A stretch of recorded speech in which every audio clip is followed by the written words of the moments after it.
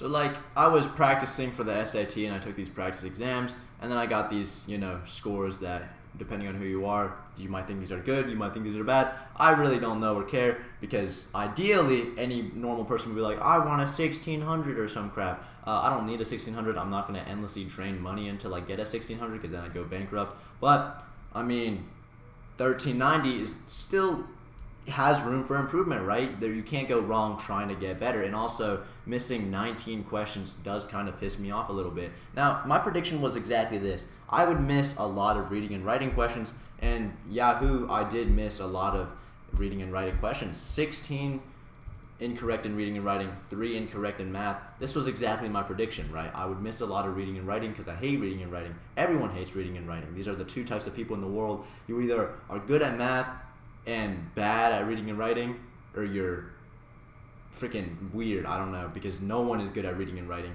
and somehow bad at math. I feel like that's like such a rare breed of a person. But I mean, math I never studied anything for, so 3 incorrect in my opinion isn't bad because everything in this section is by far the stupidest thing I've ever seen in my life because it's all just plugging in to a Desmos calculator and not using any mathematical knowledge at all because you don't need any of that. You need a calculator and you need a hand to like press buttons. It's not difficult at all. It's really just like solving for solutions and like linear equations. It's one variable, one small equation, and one easy problem. Easiest points of my life, if I'm being honest. So I don't plan on studying crap for math anytime soon, but I do plan on practicing for reading. Now, you expect the reading questions to be your stereotypical English comprehension questions where they give you a passage, you read the passage, and you're like, wow, nice passage. And then they ask you this very simple but annoying question. It's like, what's the main idea of this passage? All right, everyone's had the nightmare before, maybe on iStation or some crap, because I know I have. But that's the idea. You read a passage, you get prompted questions on the passage, right? That's the type of question I expected to miss and get challenged by. But lo and behold, those questions do exist, but I don't actually miss that many of them. What I am missing a lot of are these 3 batches in a row, giant whammy questions. What are they? They're grammar rules. Why do they exist? I don't know why. Why do they exist? Why do they make questions that ask you to conform to the conventions of standard English?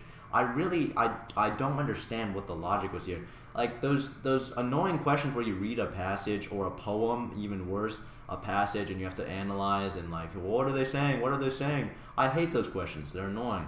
And if I'm being honest, I would rather do grammar questions than those questions. But at this point, I'm getting more of those questions right, and I'm missing all of the grammar questions. How is this possible? I don't know. Probably because I didn't study. But I mean, it's just a full 180 from what I expected. Because first of all, why are they testing grammar rules on the SAT? Because no one cares, right? In the real world, if you misplace a comma or some no one uses semicolons in the real world, right? But like these are just really confounding to me. Like, let me find the textbook type of question. Something like this, exactly what I mean. You're given a text and then you're given a blank, and in that blank you're given many options. These options differ one by one solely through like a period, a comma, a semicolon, a nothing, a parentheses, a bracket, a dash, or some random crap in between. And like it's not difficult, it's very straightforward, but at the same time it's so stupid, right?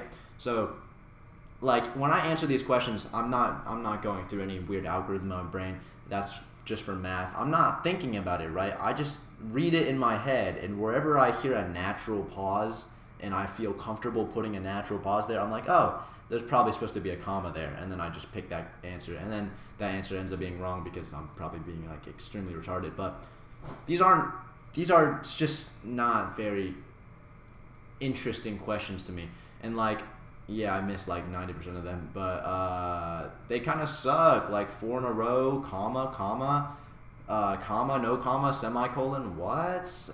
Like past tense, present tense, that stuff's not that bad. I'm just being stupid. Comma, these exact questions.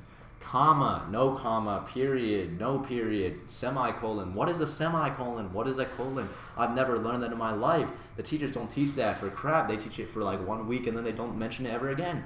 So, I mean, it's a pretty simple thing to complain about. I hate these grammar questions. They're the only thing putting me down right now. Surprisingly, if I had to categorize these reading and writing questions, there's logic questions, there's grammar questions, and then there's vocabulary questions.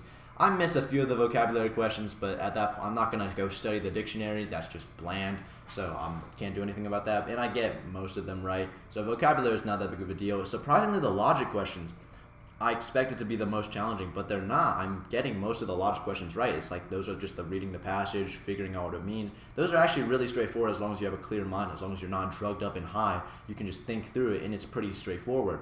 But vocabulary and logic is not that bad, but then you reach these grammar questions, these stupid, do you put a comma there or not? And well, it sounds right, doesn't actually matter, because if it doesn't conform to the standard conventions of English, then you're screwed and it's just wrong. So like, oh well, so at this point, the grammar is just putting me on edge and pissing me off, because first of all, I looked through Khan Academy, I mastered the grammar section. The questions are similar, but they're not actually that similar, so if I do good on that, I don't actually do good on this.